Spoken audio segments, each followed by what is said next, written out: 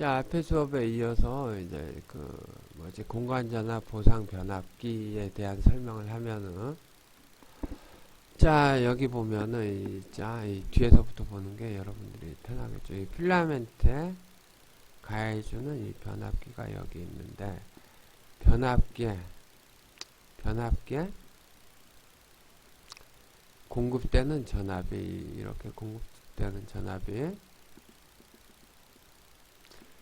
여기 보면은 이 위에는 뭐냐면은 이쪽은 이제 관전압과 관련된 거예요.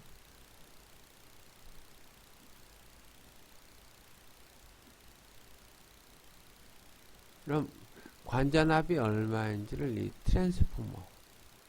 관전압을 이 트랜스포머에 집어넣어요. 관전압과 관련된.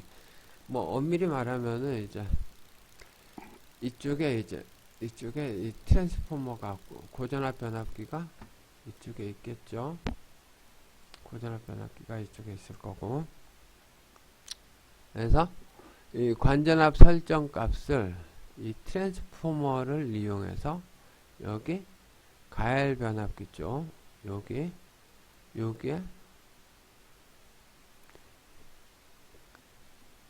반영을 하는 거예요. 반영을.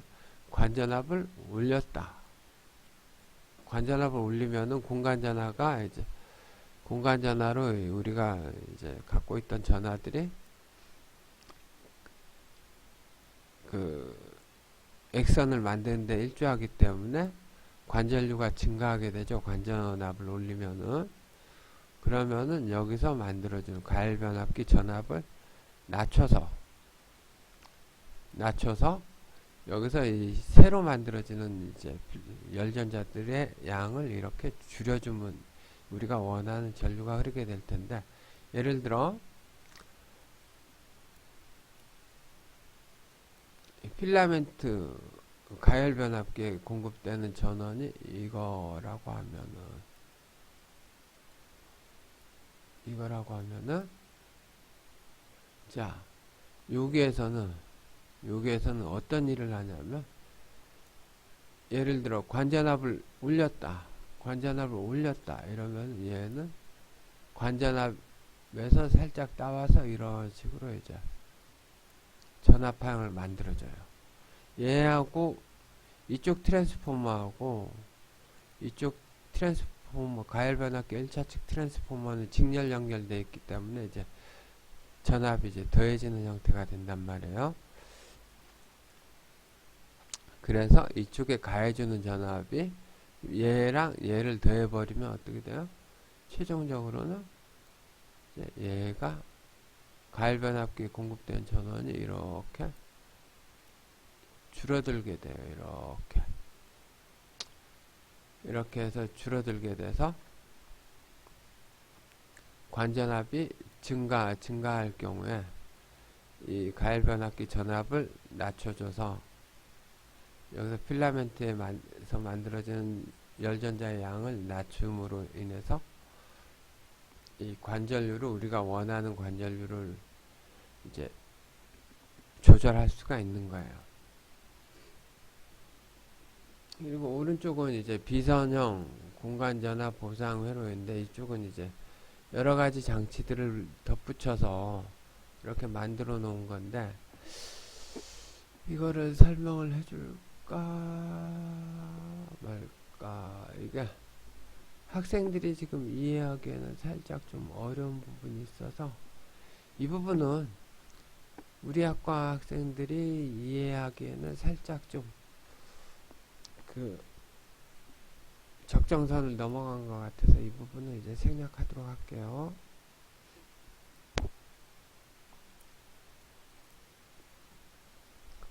그 다음 초점 절환 회로. 이거는 아무것도 아니에요. 초점 절환 회로. 이거는 자, 일반 액성과는 학생들이 이제 많이 좀 봤겠지만은, 액성관 이제 음극 쪽을 보면은 이렇게 파여 있는 거를 학생들이 봤을 거예요. 이렇게 파여서 여기 안에 보면은 필라멘트가 이렇게 감아져 있는 게 하나 있고, 이렇게 크게 감은 큰 필라멘트하고 작은 필라멘트가 이렇게 하나가 이렇게 들어 있는 거를 아마도 그림을 어떻게 그려야 되나, 이렇게 그려야 되나.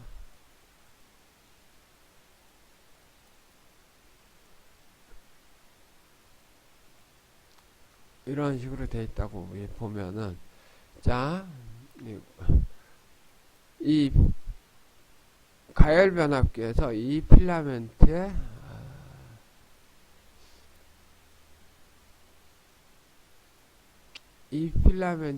전류를 공급할 것인가, 이 필라멘트에 전류를 공급할 것인가. 얘는 소초점, 얘는 대초점이죠. 이런 경우에 선택해주는 스위치라고 생각을 하면 돼요. 초점 절한 회로는 다중 필라멘트 채택 액성관에서 일반적으로는 일반 촬영 장치는 대부분 이제 소초점과 대초점 두 개를 갖고 있어요. 이게 이제 다중 필라멘트 채택 액성관이에요. 필라멘트 선택에 이용이 되고, 일반적으로 액성관은 이중 초점 액성관을 사용한다. 대초점, 소초점으로 이 구성이 되어 있고, 대초점, 소초점의 차이는 이 필라멘트의 크기 차이예요. 구성이 되어 있고, 액성관을 2개, 3개 사용할 시 관전압마다 별개의 필라멘트를 사용할 수도 있다. 뭐 이건데, 이거는 우리가 사용하는 장치하고는 관계가 없고. 자, 그러면 여기 필라멘트가 여기 2개가 있죠. 여기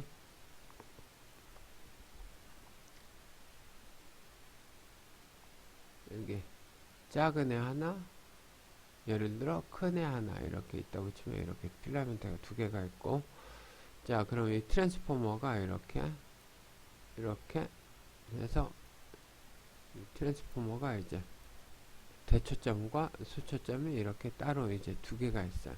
그러면은 여기 스위치를 하나 달고서, 자, 이 가열 변압기에 공급되는 전압을 대초점에 붙일 것인가, 대초점을 붙일 때 얼만큼 값에다 붙일 것이냐, 이런 경우하고 소초점에 붙일 것이냐, 이거를 선택해주는 요 스위치 있죠. 요 스위치 지우면은 요 스위치가 뭐냐면은 초점 변환 회로예요. 여기선 초점 절한 회로라고 적혀 있는데, 자, 이렇게 해서 이제 우리가 대초점, 소초점을 선택을 할 수가 있게 돼요.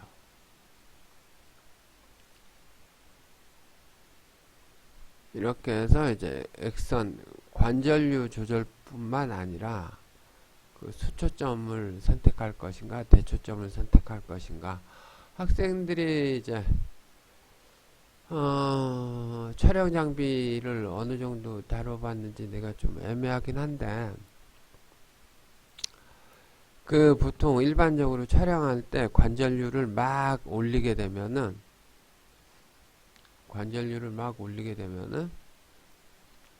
이렇게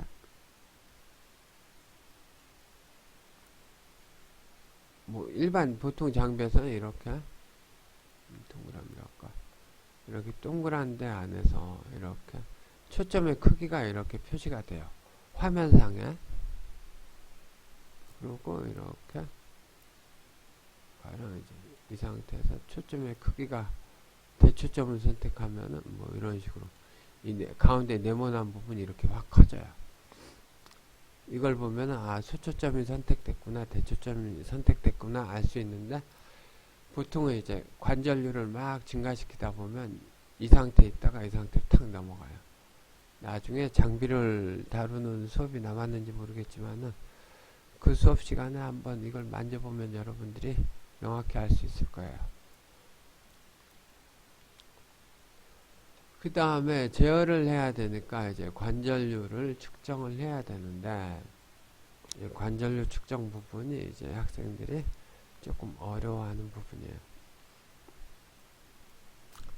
액성 관전류 측정. 관전류 왜 측정하죠? 우리가 10mA만큼 이제 관전류가 흐르길 원하는데 뭐 딱 설정했다고 10mA가 되는지는 아무도 모르죠. 물론 이제 장치를 만들 때 그렇게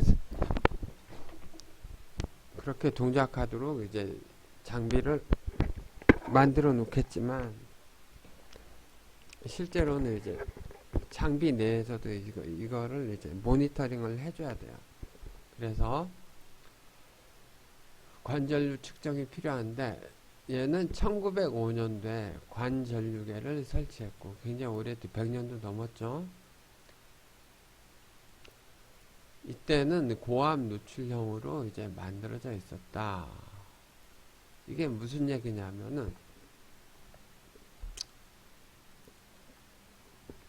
이 아래를 보면은 자 관전류는 전류 측정은 이제 선을 끊고서 전류계가 이 안에 들어가 있으면 되죠. 자 이렇게 전류계가 이 안에 들어가 있는데 자 얘는 고전압 변압기죠. 고전압 변압기. 그러면은 여기가 만약 이제 0V라고 가정하면은 이쪽은 여러분들이 잘 알듯이 수십 킬로볼트예요. 그럼 관전류계가 여기가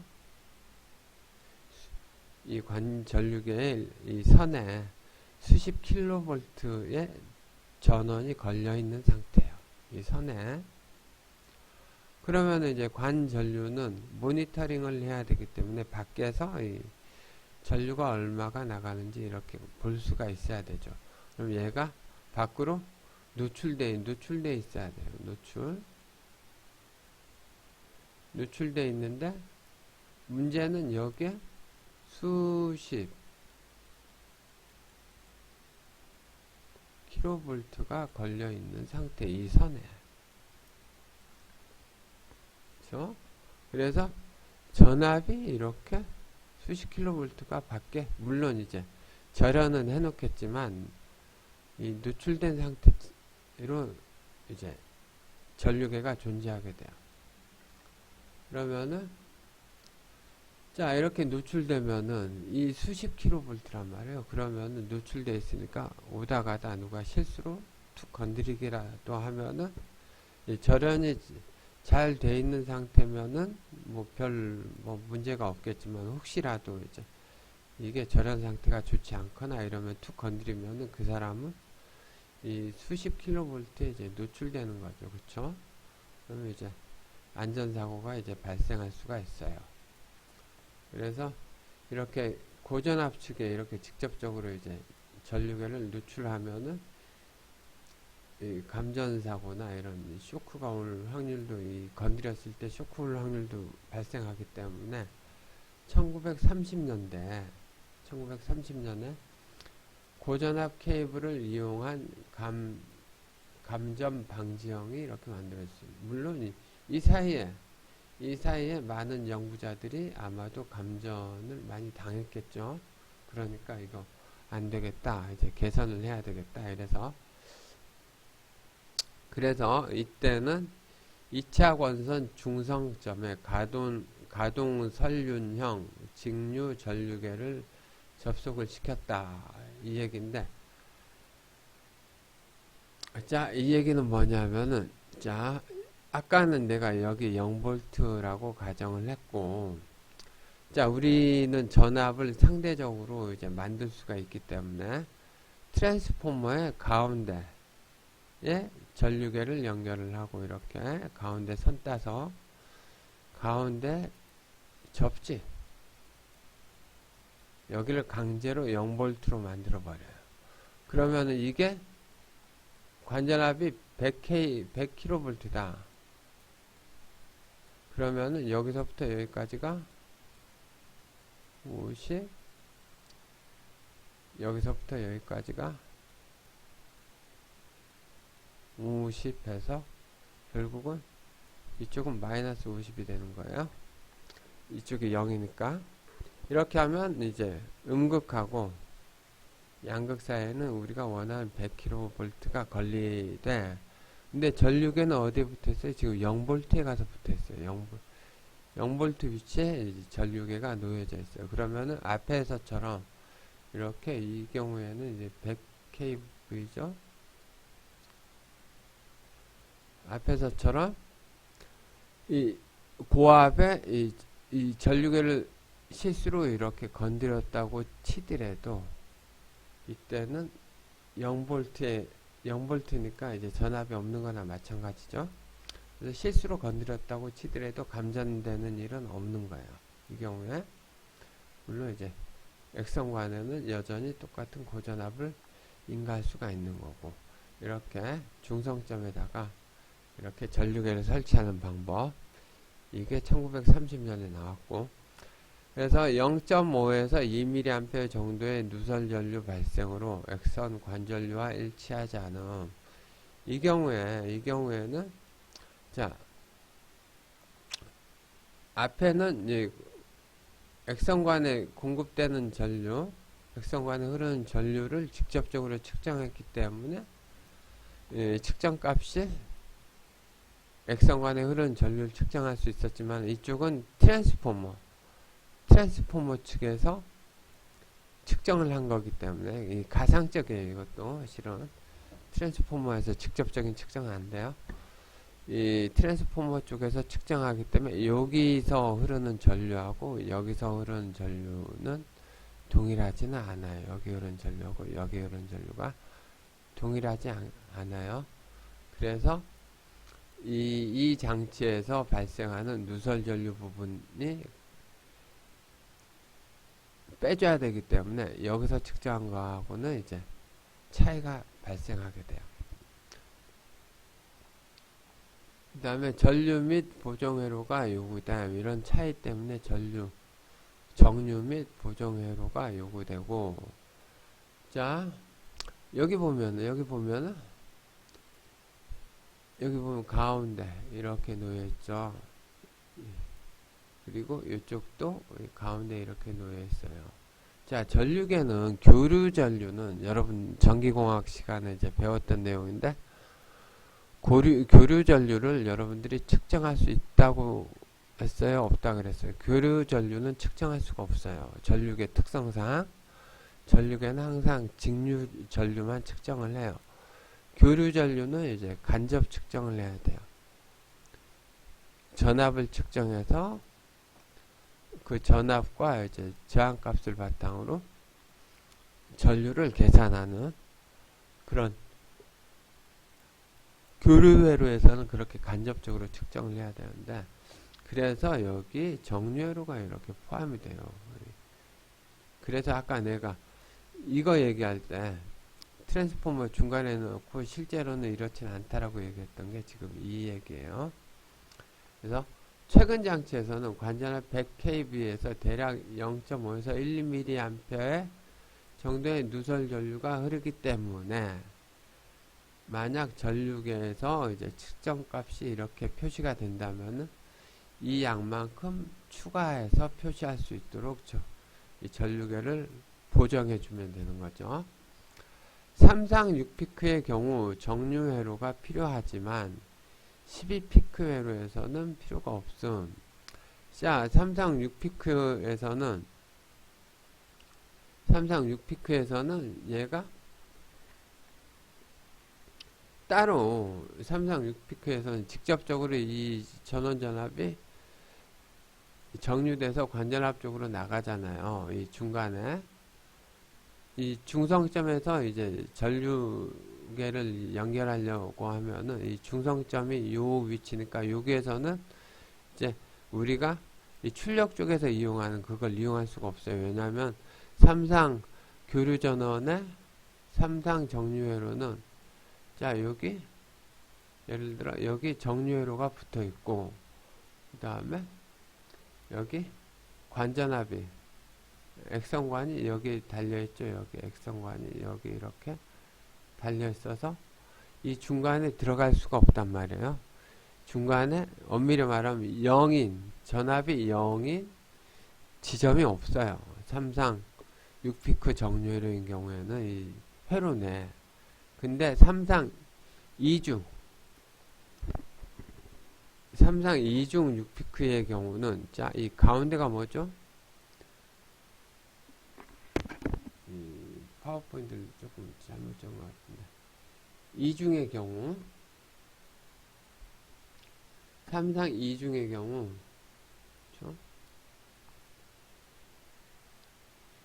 이 한가운데가 0V가 된단 말이에요. 한가운데가 0V. 그리고 이 경우에는 보세요. 이 경우에는 이렇게 전류가 이렇게 나가서 이렇게 돌아온다고 치면 이 한쪽 방향으로만 흐르죠. 정류되어 있기 때문에 이때는 그냥 가운데다 그냥 넣어버리면 돼요. 전류계를 직류이고 그 다음에 중성점이 가운데이기 때문에 이렇게 전류계를 그냥 넣어버리면은 우리가 앞에서 이렇게 고민했던 내용들이 그냥 해결이 돼요. 자, 12피크도 이제 마찬가지로 이제 여기가 델타고, 아니, 여기가 Y고 이쪽이 델타라고 가정해도 이 중간에 중성점의 위치에 해당하는 지점이 있죠. 그래서 이 경우에도 이제 따로 이제 중성점을 잡을 필요가 없이 이렇게 연결을 해두면 돼요. 이 부분은 12피크 쪽에서는 조금 고려할 게 있는데 우선은 우리 시간에서는 거기까지는 고려하지 말도록 해요.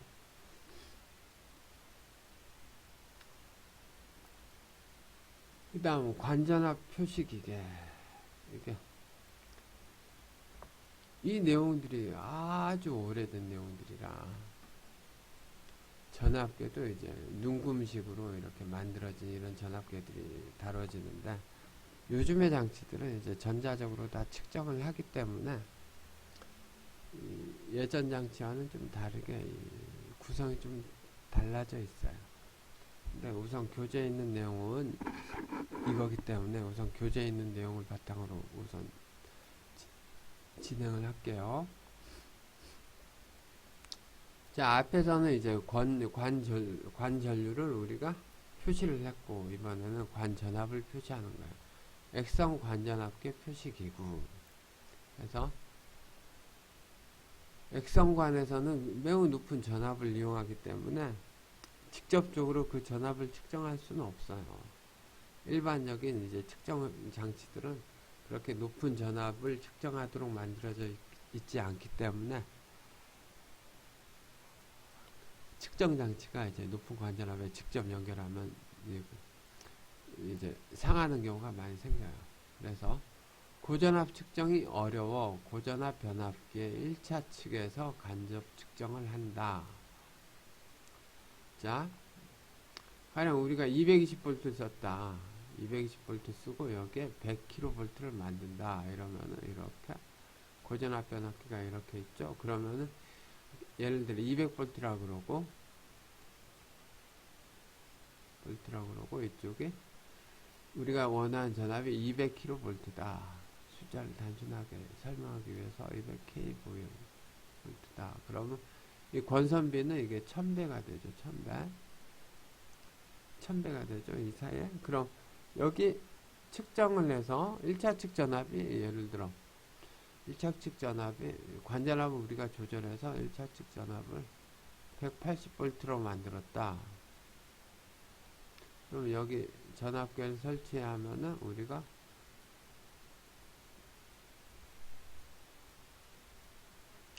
이 전압계 180V가 이렇게 찍히겠죠.